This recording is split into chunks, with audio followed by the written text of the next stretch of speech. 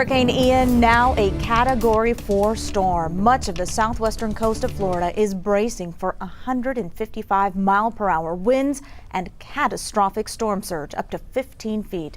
This is a live look now from Fort Myers. We have several cameras in the area. Right now you can see low-hanging clouds, some rain on the lens there. And let's take a look at Naples now. That's about 40 miles south of Fort Myers. The water in the river there is rising. Moving slightly up now along the coast. Live images now from Punta Gorda. This is near Port Charlotte. Strong winds, as you can see, moving those trees there. So it's not looking good there either. And now we're going to go to Tampa, more than 100 miles north of Punta Gorda. Conditions there a little calmer, but still a lot of rain and a lot of low-hanging clouds. We're going to check this out now. The water has receded significantly in Tampa Bay. These photos being shared by Tampa police. Eerie shots there. It is a clear sign that Hurricane Ian is approaching.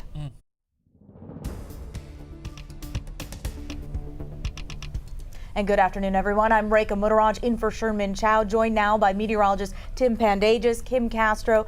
You are tracking all of this for us. Ian set to make landfall in the next few hours. Yeah, just a couple hours from now. It's a major Category 4 storm, as you said, 155-mile-per-hour winds. It's on the threshold of becoming a Category 5, and it's not outside of the realm of possibility that it does make that jump. Only needs 2 miles per hour before it makes landfall within the next 2 to 3 hours along the southwest coast of Florida. See it here on satellite imagery, a large eye, a cleared warm eye there, that the outer eye wall, which is where you're going to find the strongest of the winds, is just starting to move onshore. Check it out on visible satellite. Now, the thing with an eye is that at the center of the storm, winds go calm, skies clear out, and if you look closely at this high-resolution satellite imagery, you can see down to the ocean surface there, and eventually that builds over land, and that sometimes gives a false sense of security to people that the storm is over, when indeed it's not. You still have the whole back end to lift on through. Here it is on radar. There's the eye wall moving onshore now, bringing some very gusty winds, and that's piling the water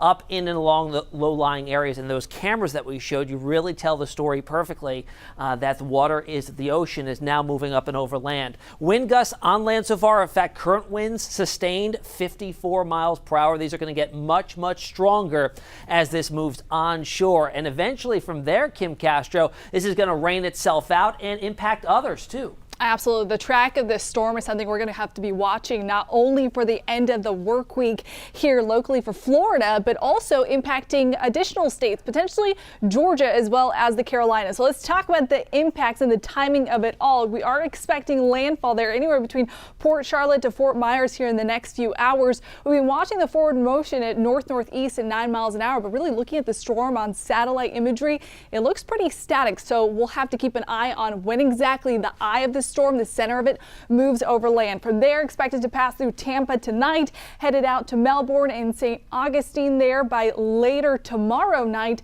curving out the Atlantic and then coming back potentially as a tropical storm for somewhere along the coast of Georgia, South Carolina, and then a remnant low for North Carolina as well. So we'll be talking about impacts from freshwater rainfall. A couple of areas could see anywhere between a foot to potentially more than 24 inches. A couple of spots that will be more than half the rainfall that they've received for the entire year. And of course, impacts along the coastline, something else we'll be monitoring very closely for devastating storm surge threats. Here locally, we are in a dry pattern, expecting very favorable conditions. We'll have more on that when we see you next. All right, Kim, thank you to you and Tim. Hurricane Ian already causing flooding in some areas. High winds shaking the camera over the Sunshine Skyway Bridge. The water rising closer to that bridge. Now, the storm damaged neighborhoods including Pembroke Pines, north of Miami, and Davie, Florida. Residents woke up to downed trees and other debris, and more than 2.5 million people were under mandatory evacuation orders there. Officials are also preparing for widespread power outages. It could take crews days to reach downed lines once that storm passes. Right now, the hurricane hunters are flying non-stop missions into Hurricane Ian, and these missions are one of the most reliable and accurate ways to collect data about this storm. Our meteorologist Cheetah Craft and photojournalist Ivan Gibson are on one of those flights right now. Here's Cheetah before the flight. I'm inside the plane. We're about to take off in about 10 minutes. Strong Category 4 Hurricane Ian, flying with hurricane hunters, and of course our photojournalist Ivan Gibson. We're sitting everything stored away for flight takeoff. We will send you updates when we can. While we're in flight, we will not have Wi-Fi. Here's a look inside the aircraft. All right, see you in about 6 o'clock. Be safe out there, guys. We're going to get some incredible images from them. And we're able to track the plane where Cheetah and Ivan are getting a scientific look at how those hurricanes are studied. Right now, they're in the eye of the storm on flight Teal 71. Take a look at this live map here on your screen.